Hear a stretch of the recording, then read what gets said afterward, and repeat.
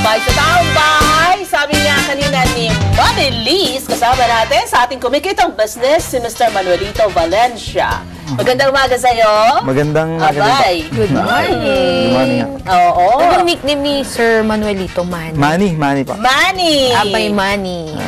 Oh, sige. Ang ating pag-uusapan ay mga preserved food at meat products. As you can see, mga abay, ayan, no? Alam mo, yan ang mga karaniwan. In demand. Oo. At gustong-gustong binabaon ng mga bata. Yes. Kailan nag-start yung business nyo na ganito, Manny? 1993 po nung mag-umpisa yung aming pong negosyo ng meat processing po. Sa Laguna po kami. Talaga. Sino ang nagbigay ng idea o para mag-start sa ganung business kayo? Actually, ma'am, parang iginaid ng Panginoon yung pagkakaroon namin ng business ng meat processing. Kasi may nagbigay lang po ng formulation ng isang skinless longganisa. Yung start namin. So, nag-start siya sa skinless longganisa at first. So, paano to? Ginagawa lang mo, tapos bahay-bahay, mga kaibigan lang? Nung una, nung makuha ko yung formulation na yun, tinry ko na gawin. So, para lang sa family? Oo, para sa family. At parang tumatakbo na din sa isip ko na ibebenta ko sa mga kapitbahay namin. Tapos nagustuhan naman po nila yung aking ginawa. And then parang lumakas yung loob ko na dali naman dun sa mga sari-sari store. Ganyan. So, parang sinaturate ko na yung mga sari-sari store dun sa aming lugar sa Laguna. Pero, baka tinatanong ng ating mga abay, magkano kaya yung kanyang puhunan? Ang puhunan, Nagsisimula.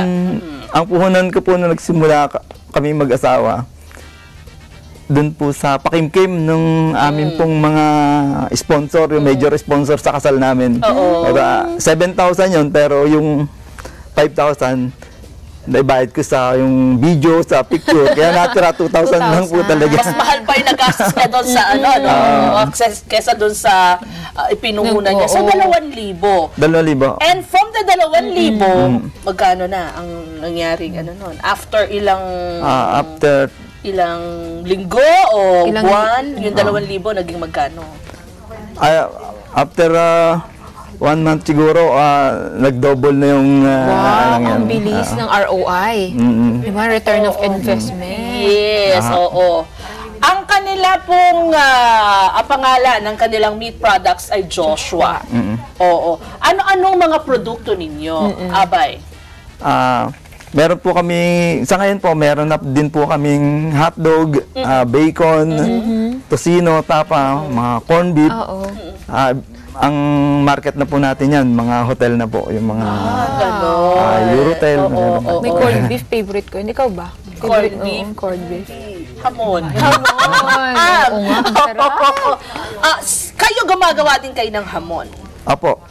Talagang, meron bang, kumbaga, Special. Oo, may secret ba para maging masarap yung inyong hamon? Siyempre, di niya sasabihin. Secret.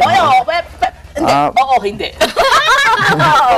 Meron. Merong sikreto to na para sa kabutihan ba ng mga kakain talaga. Hindi natin nilalagyan ito ng mga restricted ingredient. Yun yung secret.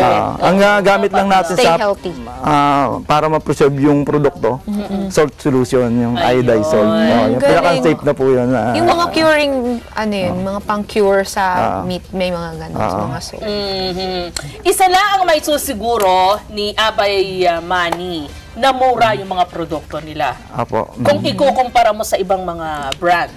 Apo, medyo mura. Kasi doon po sa lugar namin, doon na yung pinakamaraming... Saan po yung lugar na yun? Nagcarlan Laguna po. Sa Nagcarlan Laguna, May mga backyard hog raiser po doon na talagang mura lang po yung mga karning baboy na nagagamit. So, nandun na lang din.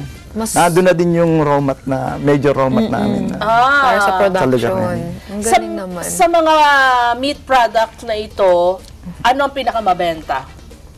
Yun pong pork tocino at saka skinless longganisa po. Yung original. Yung original. So parang after ba nung skinless longganisa, nag-invest ka naman sa tocino naman. Tapos yun na yung talagang boom, nagbo-boom ngayon. In demand, kumbaga. Apo. bumili na kami ng mga makina na pang hotdog. Level up ng konti. Ayun. Wow. So, sa ating mga abay na gustong mag-start ng ganitong business, anong pwedeng maibigay mong tips sa kanila, Abay Manny? Ang sa akin, nakita ko talaga, una, ipagpe-pray mo talaga sa Panginoon. Tapos, hingi ka ng gabay na sa bawat gagawin mo. And then, siyempre, yung dedikasyon mo. Dapat, talagang gusto mo yung gagawin mo. Passion. Passion. May passion ka dun sa gagawin mo. Tsaka, siyempre, yung mga kausap mong tao, dapat honest ka dun sa kanila. Kasi pag medyo pumalpa ka dun, hindi na sila magtitiwala sa'yo. Ayun. Saan naman namin mabibili tong mga products? Oo, itong mga products. Siyempre. Sa ngayon po, meron po yan sa mga komisari ng APTES, yung mga kampo natin dito sa 8 kampo sa Metro Manila. Sa Navy, sa Aguinaldo, meron po yan. Ayun. At syempre, meron naman kayong meron naman kayong number na Yes. pwedeng tawagan Tawagan. ng ating mga abay just in case gusto nyo magtanong tungkol dito sa mga produkto nila, hindi ba? Ano yung number na yan? Sa ulado mo ba, Abay Opo. Manny? Sige. Okay.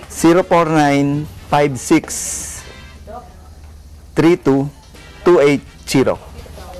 At saka, 563. 56-33-407. Ano pa? Ay, yung pang anong yan? Ay, yung number na yan? 563-2280. Yan. Ayun. 563. Aha. So, any of those 2280. number. Any of those Yung code number. natin, 049 yan. 049 kasi sa Laguna. 049. Dito sa atin, sa Manila, 02 tayo, di ba? Oo. Ayan. 049 sa Laguna. Ayun. So, ayan, pwede kayong tumawag sa kanila para magtanong dito sa mga produktong Produkto. ito. Oo. Pero sabi nga natin ibang klase yung skinless lang Oo nga, ganun sa tinitignan ko nga kanina. Tapos parang may chicken tocino rin. Oo, kaya matitikman natin yan. Oo. Iwan ko na yan. Ay, yeah! Yung misis mo, katuwang mo sa negosyo Oo, ito. dapat. Ang buong pamilya.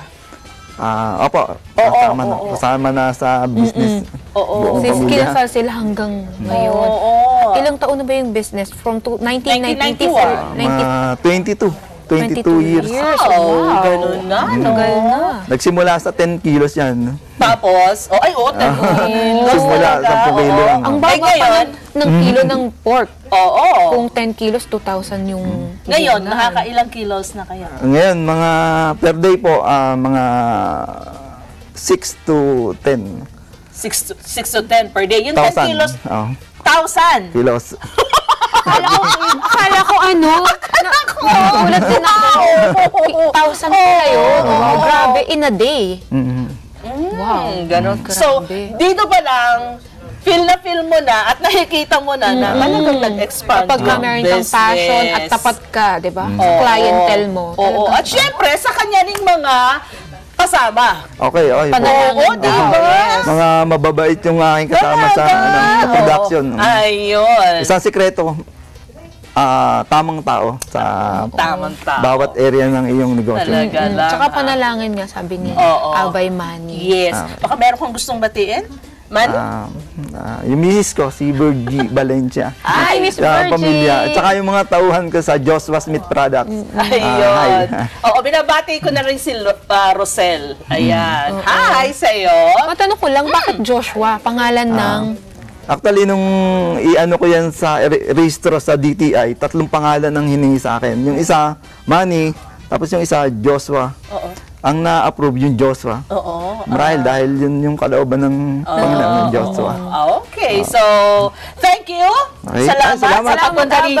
Salamat din po Ayan. sa At taong bahay. oo, at sa lahat ng ating mga abay na gusto rin magkaroon o gustong mag-start ng ganitong business, yung phone number na ipakita namin sa inyo ni Abay Manny, tawagan niyo na lang siya. Handa naman siya tumulong, di ba? Yes. Oo, makapagturo din. Makakapag-set up ng business Oo. tulad ng dealership. Pwede tayo dyan. yes, pwede mga abay. Sa magbabalik ng Taong Bahay mga abay, ay marami pa tayong matututunan dahil si Doc Louie ay nandito din. Mga abay, marami tayong malalaman ulit sa kanya. Babalik kami, dyan lang kayo.